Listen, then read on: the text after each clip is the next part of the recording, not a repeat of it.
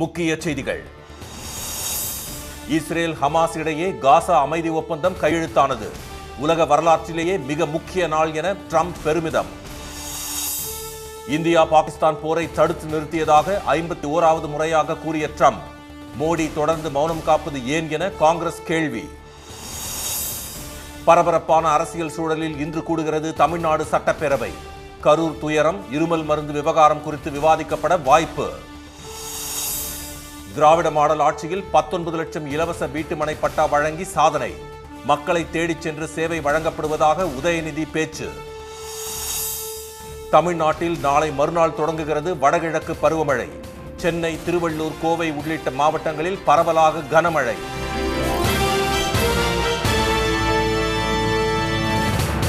வணக்கம். அமெரிக்க அதிபர் ட்ரம்ப் முன்னிலையில் இஸ்ரேல் ஹமாஸ் போர் நிறுத்தத்திற்கான அமைதி ஒப்பந்தம் அதிகாரப்பூர்வமாக கையெழுத்தானது. 2023ஆம் ஆண்டு அக்டோபர் 7ஆம் தேதி இஸ்ரேலுக்குள் புகுந்து பாலஸ்தீனத்தின் ஹமாஸ் இயக்கத்தினர் நடத்திய தாக்குதலில் 1200 பேர் கொல்லப்பட்டனர். 250க்கும் மேற்பட்டோர் பிணை கைதிகளாக பிடித்துச் செல்லப்பட்டனர். இதையடுத்து இஸ்ரேல் நடத்தி வரும் பதிலடி தாக்குதலில் இதுவரை 67,000க்கும் மேற்பட்டோர் உயிரிழந்துள்ளனர். அமெரிக்க அதிபராக 2வது முறையாக தேர்ந்தெடுக்கப்பட்ட ட்ரம்ப் தொடக்கம் முதலே காசா போரை நிறுத்த தீவிர முயற்சிகளை மேற்கொண்டு வந்தார். இந்நிலையில் இஸ்ரேல் சென்ற அமெரிக்க அதிபர் ட்ரம்புக்கு உற்சாக வரவேற்பு அளிக்கப்பட்டது. பின்னர் அங்கு நாடாளுமன்றத்தில் உரையாற்றிய ட்ரம்ப், இஸ்ரேல் ஹமாஸ் இடையேயான போர் மட்டும் முடிவுக்கு வரவில்லை, மரணங்கள் முடிவுக்கு வந்து மத்திய கிழக்கில் புதிய நம்பிக்கை பிறந்திருப்பதாக தெரிவித்தார். ட்ரம்ப் உரையின் போது பாலஸ்தீனத்தை அங்கீகரிக்க கோரி முழக்கம் எழுப்பிய 2 இடதுசாரி எம்பிக்கள் நாடாளுமன்றத்தில் இருந்து வெளியேற்றப்பட்டனர். இதையடுத்து எகிப்தின் ஷாம் எல் ஷேக் நகருக்கு ட்ரம்ப் புறப்பட்டுச் சென்றார்.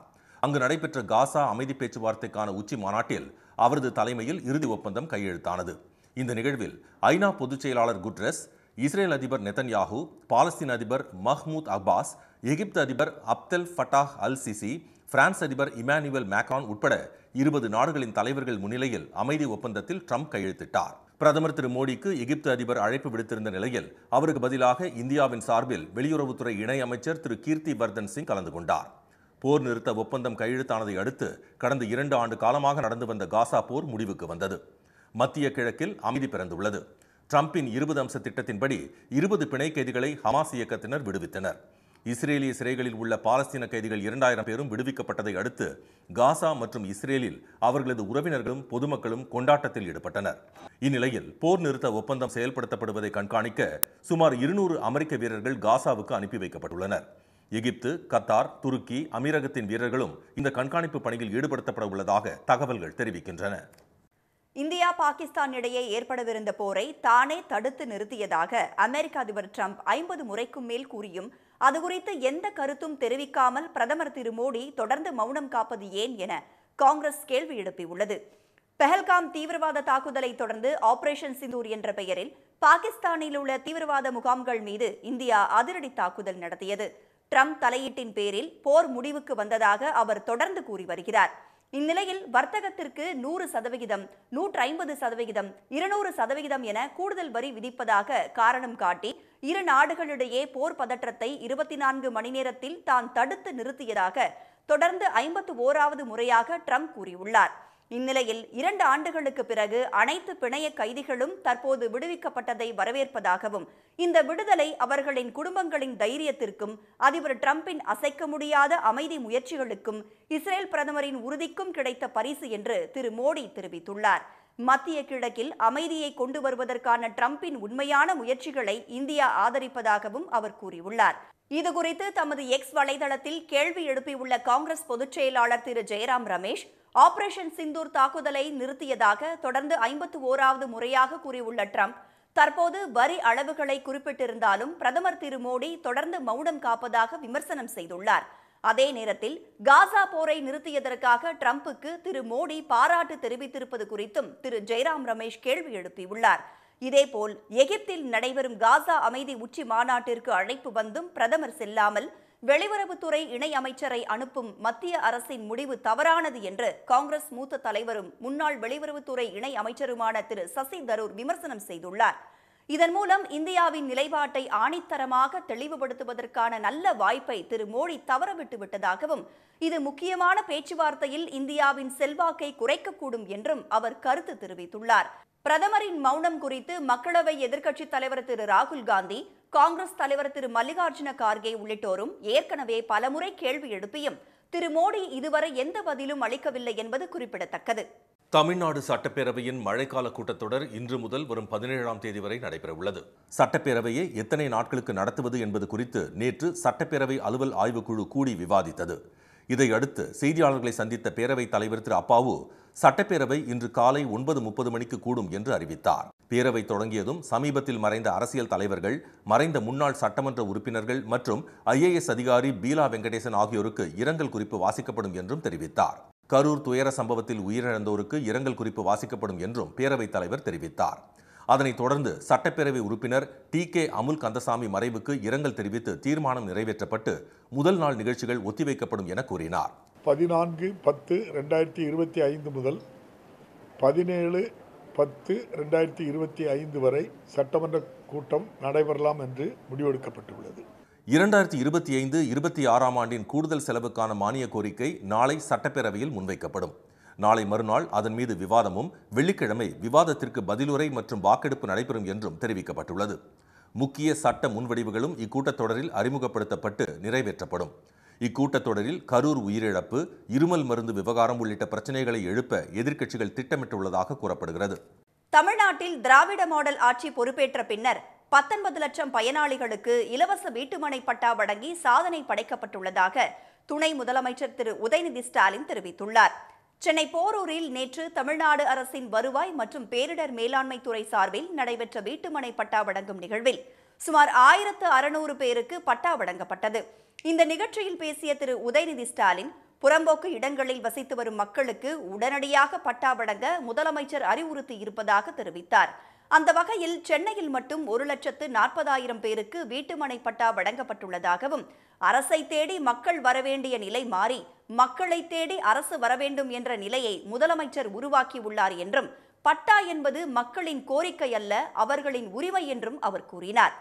நம்முடைய முதலமைச்சர் அவர்கள் தலைமையிலான நம்முடைய அரசு அமைந்த நாள் முதல் இன்று வரை தமிழ்நாடு முழுக்க சுமார் 19 லட்சம் பட்டாக்களை கொடுத்திருக்கிறோம் என்பதை நான் இங்கே பெருமையோடு கூறிக்கொள்ள விரும்புகின்றேன். தமிழ் புதல்வன், புதுமை பெண், கலைஞர் மகளிர் உரிமை தொகை, நான் முதல்வன், காலை உணவு திட்டம் போன்ற முற்போக்கான திட்டங்களை நிறைவேற்றியதால் தமிழ்நாடு தற்போது 11.19% பொருளாதார வளர்ச்சியை பெற்று இந்தியாவிலேயே முதன்மையான மாநிலமாக திகழ்கிறது என்று துணை முதலமைச்சர் திரு உதயநிதி ஸ்டாலின் தெரிவித்தார்.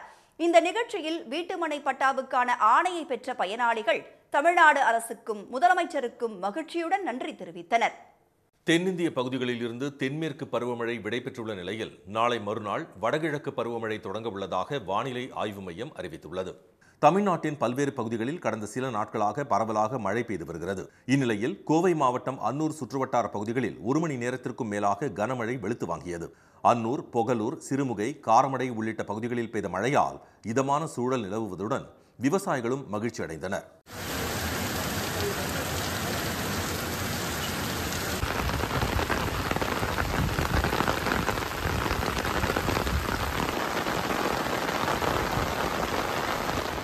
விருதுநகர் மாவட்டம் ஸ்ரீவில்லிபுத்தூர் சுற்றுவட்டாரங்களில் பரவலாக மழை பெய்தது. வன்னியம்பட்டி, மல்லி, மம்சாபுரம் உள்ளிட்ட இடங்களில் அரை மணி நேரத்திற்கும் மேலாக இடி மின்னலுடன் கூடிய கனமழை பெய்ததால் குளிர்ச்சியான சூழல் நிலவியது. கள்ளக்குறிச்சி சுற்றுவட்டார பகுதிகளில் சுமார் 2 மணி நேரத்திற்கும் மேலாக கனமழை பெய்தது. தியாகதுர்கம், கச்சிராயப்பாளையம், வீரசோழபுரம், இந்திலி, தச்சூர் உட்பட பல்வேறு பகுதிகளில் இடி மின்னலுடன் பெய்த கனமழையால் வெப்பம் தணிந்தது.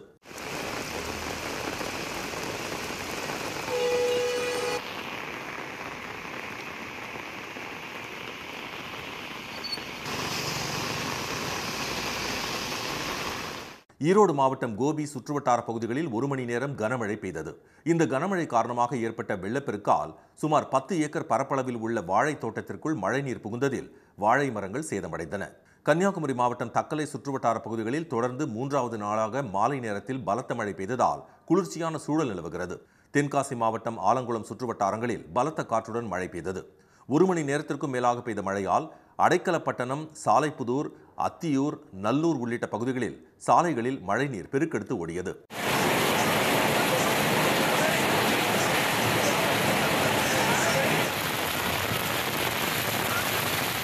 மயிலாடுதுறை மாவட்டம் சீர்காழி, கொள்ளிடம், மணல்மேடு உள்ளிட்ட பகுதிகளிலும் மழை கொட்டி தீர்த்தது. திருவள்ளூர் மாவட்டம் பொன்னேரி அருகே உள்ள ஆரணி ஆற்றை மங்களம் கிராம மக்கள் ஆபத்தை உணராமல் கடந்து வருகின்றனர். ஆந்திராவில் பெய்து வரும் கனமழை காரணமாக ஆரணி ஆற்றில் நீர்வரத்து அதிகரித்து காணப்படுவதால் ஆற்றின் குறுக்கே கட்டப்பட்டு வரும் பாலப்பணிகளை விரைந்து முடிக்குமாறு அப்பகுதி மக்கள் கோரிக்கை விடுத்துள்ளனர். இந்த ஆற்று வெள்ளத்தில் போகிறது தான் சார் எங்களுக்கு ஏகப்பட்ட பிரச்சனையே. எதுக்கு இப்போ எந்த அத்தியாவசிய பொருளுக்கு நம்ம எதுக்கு போனோம்னாலும் இந்த ஆற்றை தாண்டி தான் போகணும். அதனால் இந்த பாலம் கட்டி சீக்கிரமாக கட்டி கொடுத்தா எங்களுக்கு ஒரு நல்ல வழியாக இருக்கும்னு நினைக்கிறோம்.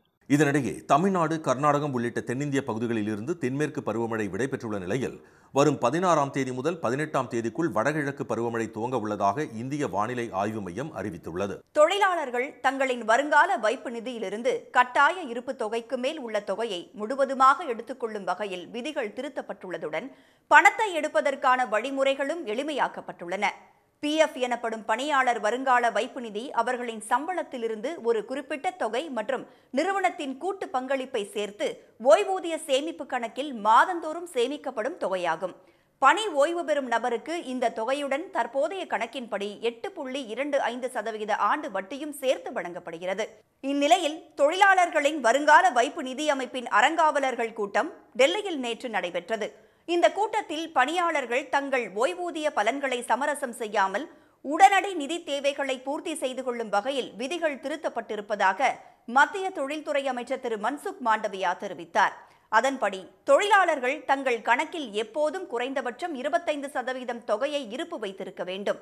இதற்கு மேல் உள்ள தொகை முழுவதையும், அதாவது 100% தொகையையும் பெற்றுக்கொள்ள முடியும் என்று அறிவிக்கப்பட்டுள்ளது. இதற்கு முன்பு 90% தொகையை மட்டுமே பெற முடியும். நிலம் வாங்குதல், புதிய வீடுகள் கட்டுதல், கடன் தொகைக்கான தவணையை செலுத்துதல் போன்றவற்றிற்காக 90% PF தொகையை எடுக்க அனுமதிக்கப்பட்டிருந்தது. அத்துடன் இதற்காக 13 வகையான காரணங்களில் ஒன்றை குறிப்பிட வேண்டும் என்ற விதியும் இருந்தது. தற்போது இந்த 13 காரணங்கள் வெறும் 3 பிரிவுகளாக பிரிக்கப்பட்டுள்ளன. இவை மருத்துவ சிகிச்சை, கல்வி, திருமணம் ஆகியவை அடங்கிய முதல் பிரிவாகவும், வீட்டு தேவைகள் என்ற 2வது பிரிவாகவும், சிறப்பு சூழ்நிலைகள் என்ற 3வது பிரிவாகவும் எளிமையாக்கப்பட்டுள்ளது. அத்துடன் பணம் பெற இனி சிறப்பு சூழ்நிலைகள் என்ற பிரிவில் எந்த குறிப்பிட்ட காரணத்தையும் கூற வேண்டியது இல்லை.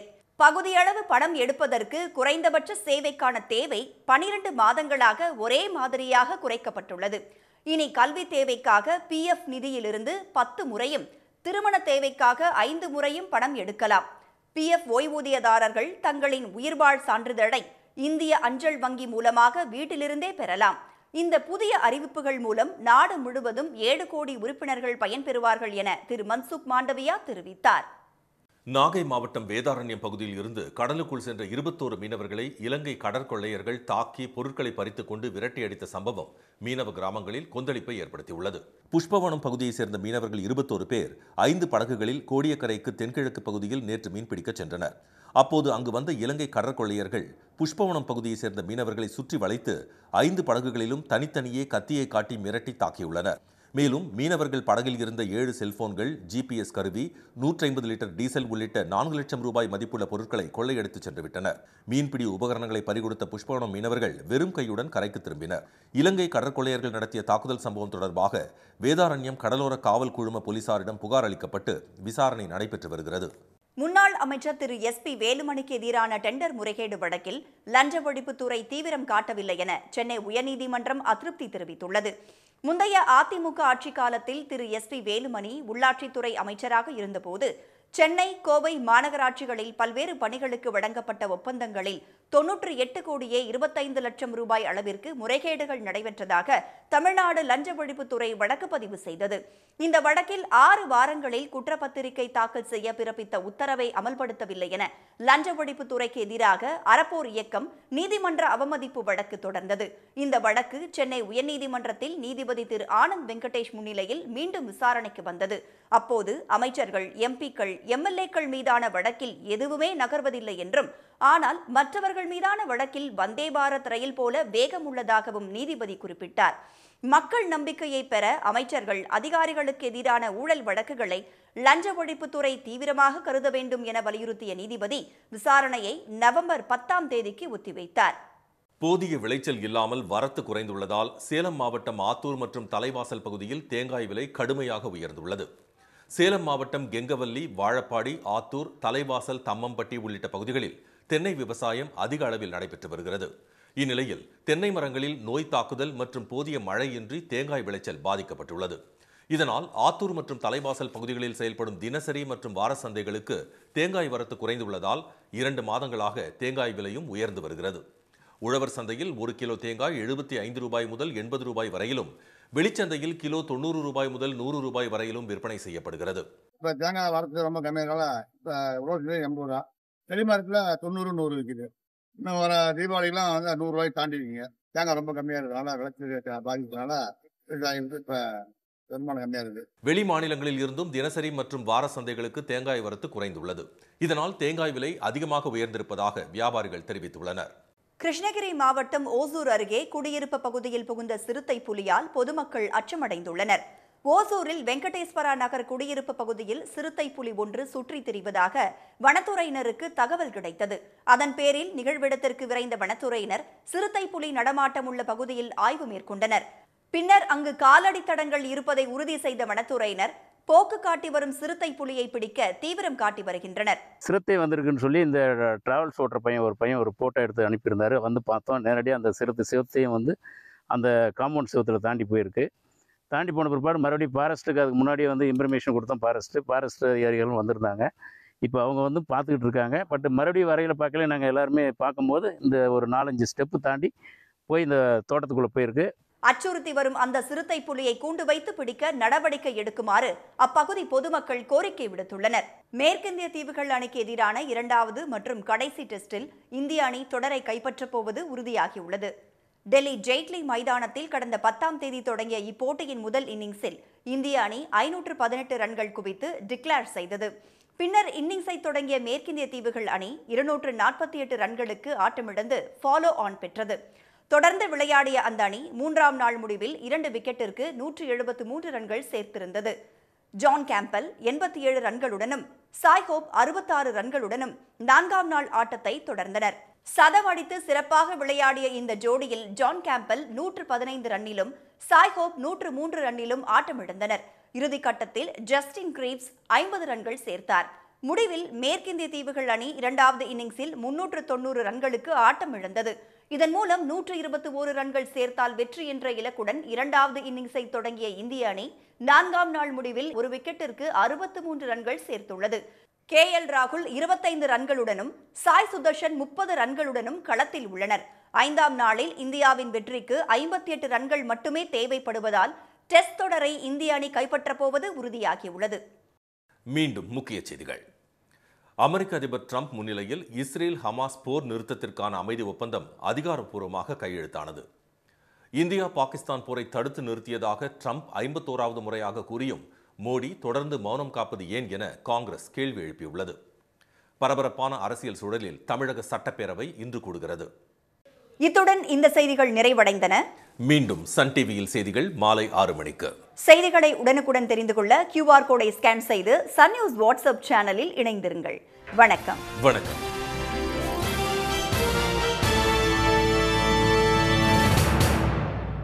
உடனுக்குடன் செய்திகளை தெரிந்து கொள்ள சன் நியூஸ் பெல் ஐகானை கிளிக் பண்ணுங்க.